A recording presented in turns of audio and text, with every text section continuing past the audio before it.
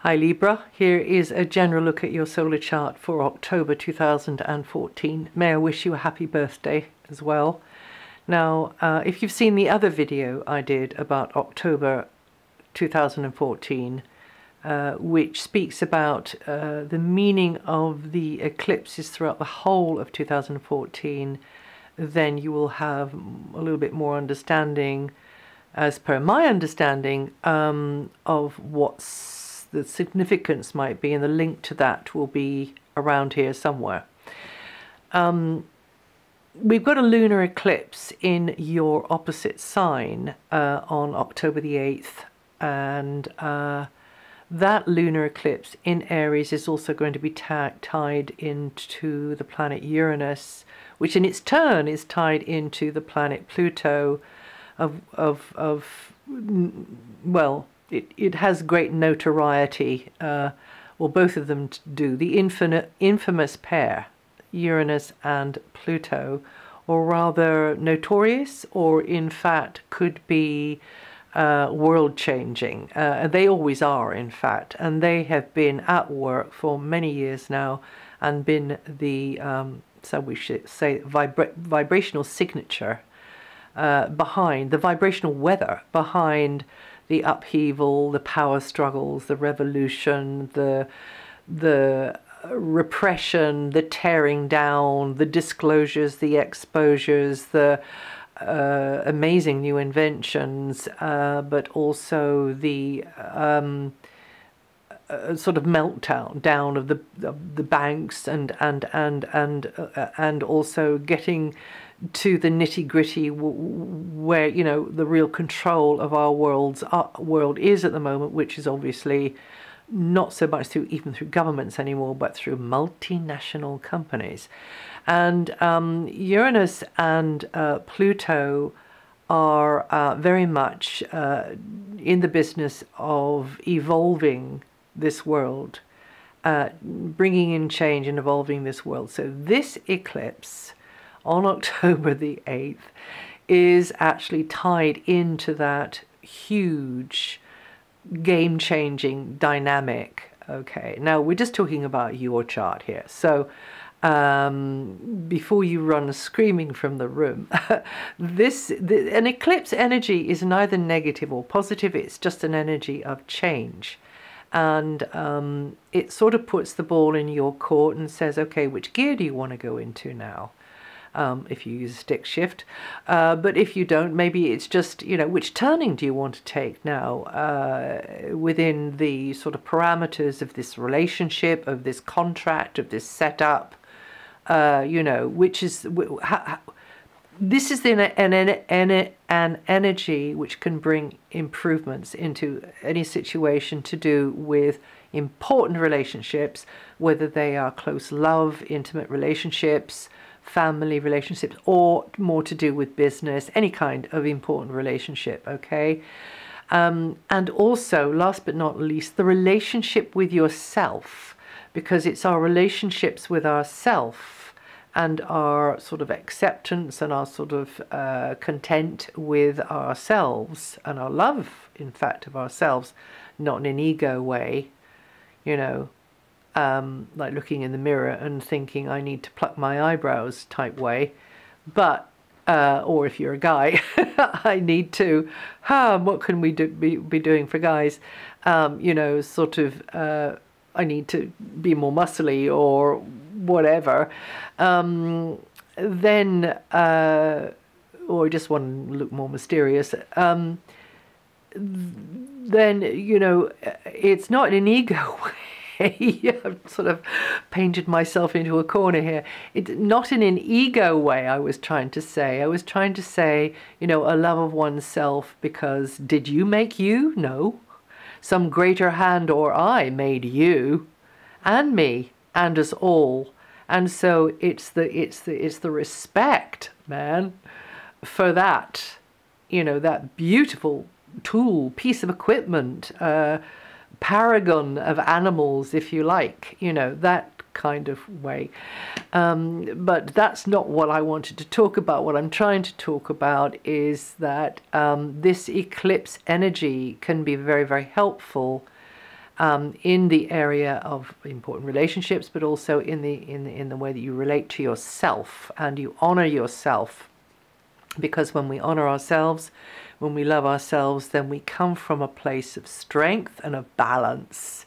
And then we emit a signal or a frequency which is clearer, which is, you know, maybe on a higher vibration even, and will draw to us what or who we need in life at the moment. So this lunar eclipse in your opposite sign, Aries, tied to Uranus, is your opportunity here. Uranus is the planet of revolution and awakening. So the fresher you feel, the more you are pushing into new areas, the clearer you are about positive change, which is taking you out of the old box, or you're pushing the envelope of things, then the more you're going to benefit from this eclipse. And it's not just you alone who's creating from this vibrational sort of weather pattern, if you like. The universe is always creating from everything all the time through all eternity. So, and we could say the Great White Spirit is creating through everything all the time, through all eternity, including universes. This, of course, is a very, very tiny sort of thread in the great weaving. This energy from this eclipse, but also from the transits that are current in this part of history as well. And you cardinal signs are right at the forefront of this, because you're getting it up close and personal a lot, what is going on over the wider stage. You know, you're feeling the impact of that in some area of your life. So the universe is also going to be creating from this vibrational weather pattern and manifesting events or conditions in your life which will encourage or in fact force you into new growth. Now, eclipses are important for another reason, is in that they are neutral energies of change and of new beginnings, which then pulse forwards in time from the time of the eclipse, or indeed the 24 hours around the eclipse. So if you set the intent within the 24-hour window of the eclipse, preferably before the eclipse and on the eclipse itself, then that is actually pulsing out over a month or maybe several months to come. That intention goes out over that time there. So do something within that 24-hour period if you can, even if it's just writing something down, a list of, you know, wouldn't it be nice if this, wouldn't it be nice if that, or indeed I intend to do this, I intend that this can happen. And it is about creation, it is about manifestation. So eclipses can help in that sort of way, and this one too. Now there's another thing going on in October, which is the Grand Fire Trine, or the Grand Trine in Fire, and that is pegged on one of its points, of its 3 points, to Uranus and this eclipse. So indeed, this is a real gift at this time of the year. It's full of promise. It's got the real sort of fresh feeling of you know, something coming. You don't know what it is, but it sort of feels like something good coming, you know, who knows, could be, it's only just round the corner sort of feeling. And it's renewed hope for the future, put it that way. This is a launch pad energy which can help you in turn over a new leaf. It's good for a new enterprise, it's good for a new relationship, it's good for a new project, it's good for a new whatever. And it's got a little bit of fairy dust with it, this one. And it's the moment maybe to take a leap of faith, to have faith, and maybe take a leap based upon that faith, but always being sensible and listening to your intuition and just weighing it up, but not being too picky or kind of fearful either, because, as I say, this is kind of rabbit out of the hat energy. So watch that space near October the 8th. It's the energy of change and inspiration afoot. It's very promising, And because it is linked to Pluto, it does mean a letting go. So maybe it means a letting go of doubt, or a letting go of some previous thinking or agreement or setup or habit, or whatever it means a letting go of, in order to sort of swap it for something that's got a lot more potential, right? And then the third thing that's happening is the eclipse on October the 23rd, and that one is in Scorpio conjunct Venus in your money area, and that's not bad. That's good. To have Venus in your money area is never a bad thing, but it's actually going to be on the eclipse as well. So this means a new beginning, a fresh start, to do with finances, to do with feeding the piggy bank, maybe how you're feeding the piggy bank. And again, eclipse energy allows for improvement, allows for fresh start, also with property as well. And remember, the solar eclipse, or maybe I didn't say, solar eclipse energy rolls out, the wave of it rolls out over many, many months, 6 months or maybe more after the eclipse. So again, very importantly, within the 24 hours of the eclipse, set your foot in the direction, set your intent in your statement of intent. Just write it down, if that's all you can do, in the direction of where you want to be going in that materialistic area. It's also a physical area. It is also to do with health issues as well. And it could have been, this on this axis, Scorpio, Taurus, there's been a lot of deep inner questioning on things throughout the whole of 2014, and you having to be honest with yourself, to do with matters of property, maybe finances, ownership, debts, obligations, moral obligations, maybe contracts, and deeper emotional attachments. So this eclipse coming into that area there is actually going to help move things, moving on, moving forwards, because the eclipse is about new beginnings. So maybe the other things that I've just mentioned are kind of beginning to look like they're getting sorted, they're getting tied up. They're not completely yet, because the transit of Saturn won't have finished for a while, but it's not too long now. And that's coming out at the end of the year for many months, and then just peeking around the door jamb again for a few months in 2014, right? So there will be an interval coming up, quite a long interval coming up. And that will be probably a relief, because it takes the pressure out of your financial area and your area to do with property as well. And of course, it always relies upon your natal chart to get a clearer idea of how the transits and eclipses are going to play out in your life.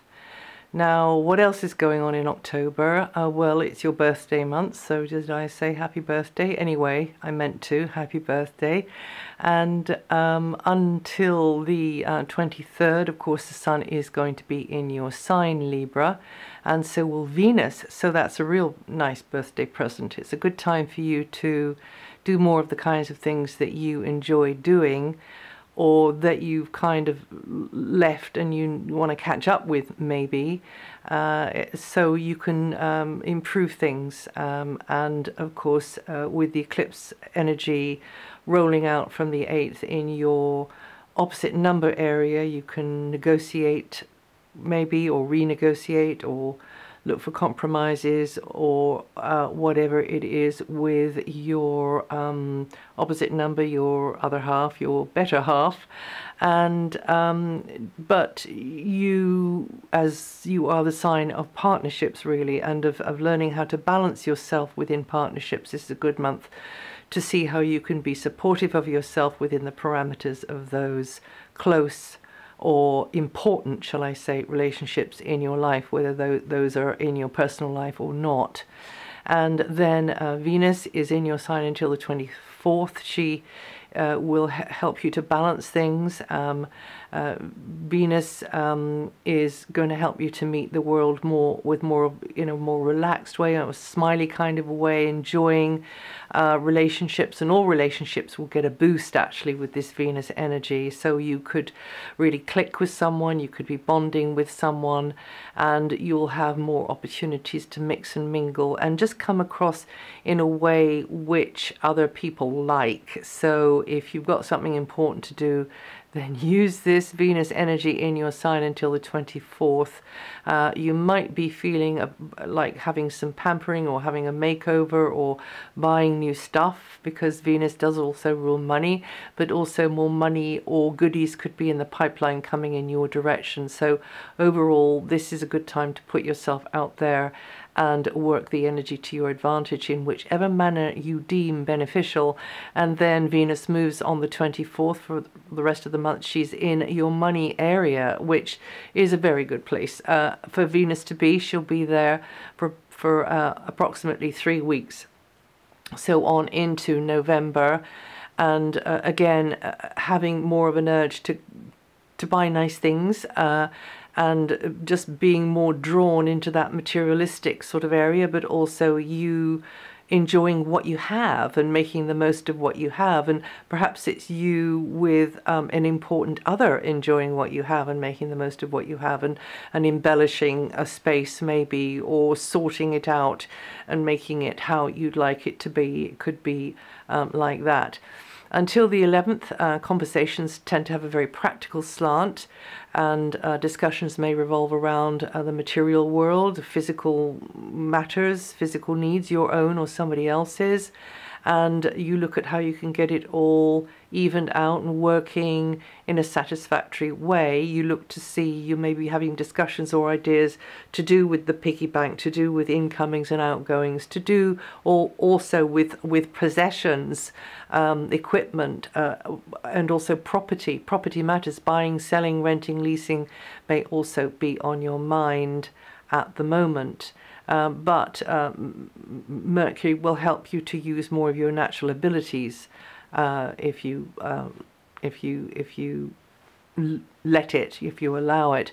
But then Mercury turns retrograde and comes back into your sign, or into your rising sign, from the 11th, putting the emphasis on information, lots coming at you.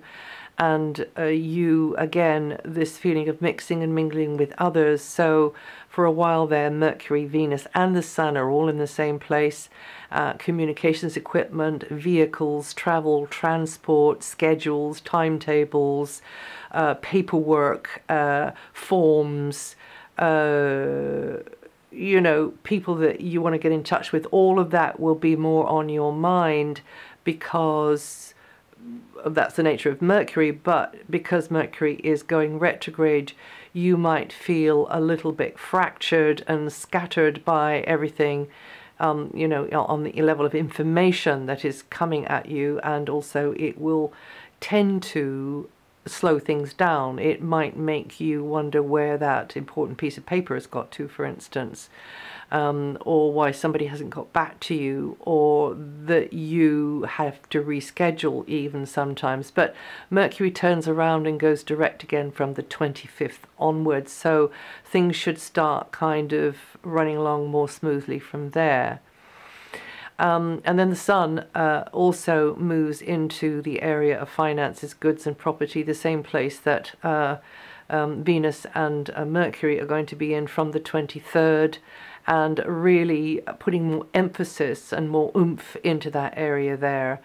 Key themes very much centered around stuff, money, property, might be theirs, might be yours, and whatever you're doing with it. And now until the 26th, Mars is transiting your solar communications area, accelerating mental processes. So more of that left brain activity going on here. You really do need to take time out to sit down and quieten your mind, meditate, go for a walk, just be calm and quiet. And maybe doing something which you find very, very absorbing, which takes you away from things, or listening to music or whatever it is. so that you're not constantly running the same recording around in your head, and the lists and the lists and the lists, and getting generally stressed out.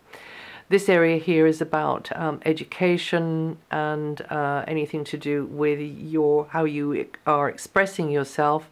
So writing, speaking, and any other forms of creative self-expression. But it can feel a bit competitive as well. It can feel as if there's some kind of urgency to do with communications, paperwork, again, information technology, machinery, vehicles, travel, transport, and what I was saying to you before about the Mercury position. And but even though the two positions are different, you're getting a double dose, a triple dose really, of Mercury in your life throughout October. So being very much, you know, in the grey cells, and like I say, deliberately putting a stop to it and saying, okay, you know, I'm going to engineer some quieter time. But comings and goings may be increasing, and you find yourself very busy and very much in the stream of information exchange.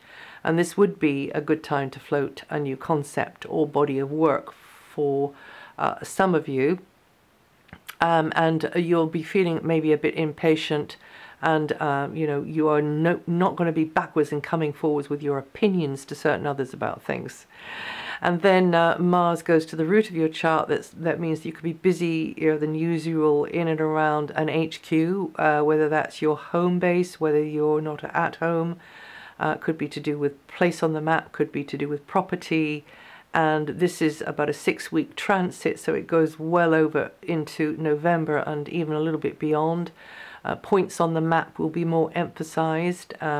Family matters will be more emphasized. There could be a little bit of conflict, there could be a little bit of tension there, but it doesn't have to be. However, that's the nature of Mars. Mars kind of tends to stir things up, and it might be emotional. You know, somebody can, it's easier to push your buttons with Mars here, skeletons rattling in the closet. Or it might not be so much like that. It might simply be that you are trying to get organized within a space, organized to do with a location or a property, and being very busy. Also, parents come in here. Some more connection with parents or parenting in general.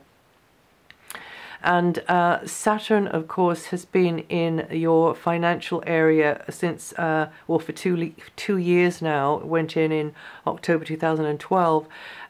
So you have been in this cycle of working very hard, sometimes through adversity, to improve your financial, your physical, your material situation, and looking at quality of life and trying to improve on that, whether it's cash or vegetables. But this eclipse that's just been happening, or rather will be happening on the 23rd, if you can just use that eclipse energy to do one thing in the direction of improving, no matter how small this thing is, to improving things materially or physically for yourself or another, then just write it down, maybe like a statement of intent. Then that sets the precedent for the eclipse energy to roll out over the months to come, and making what you have already work for you better, capitalizing on what you have.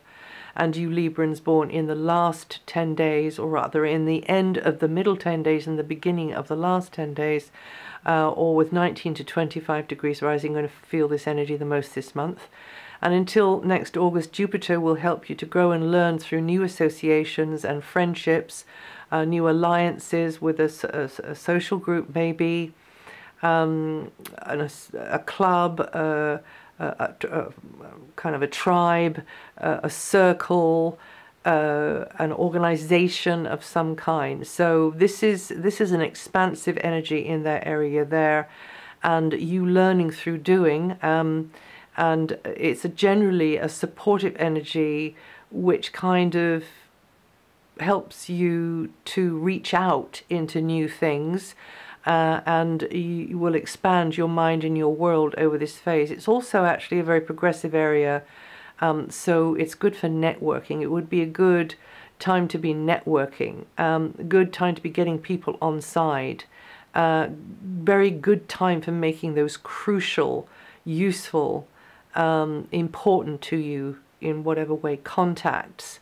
And also you could be the one that others see as a very important contact for them, and you being busy doing a lot on behalf of others, or others in fact feeding you with experience and information which you which feeds you, and which is rewarding for you, and that can be in a material sense, or just in like a spiritual kind of sense.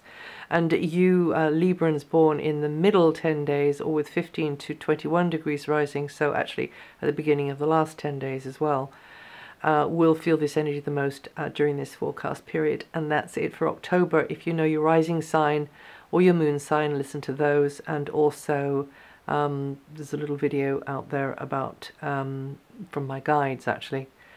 They've just given out a little message for October, so you can find that, listen to that. It's only about 1.5 minutes long. And I'll see you the next time.